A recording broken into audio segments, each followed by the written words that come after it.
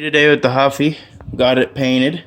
It's looking really nice. Yes, I know there's an oil leak down there. I'll figure that out later. That's coming from the transmission. I just painted it matte black with fire gloss red, wire wheeled it all down. Didn't do too good of a job of wire wheeling on the back fender, but the back fender was not my concern. I rejuvenated that battery over there so I don't have to pay 150 bucks for a new one. And so here's my live wire, and so I'm gonna attach my ground right to the seat hole, so then I'll have a ground.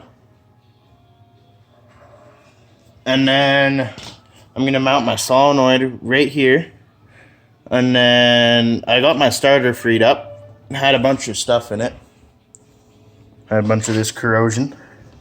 And so I'm going to use one of these solenoids. I think I'm going to use this one. And so here's my ignition module. So right here is your ground, the one with the bronze. So that's your ground. And this one up top is for my kill switch.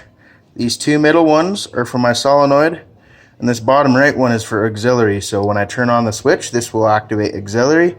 And so that's going to activate my LED light.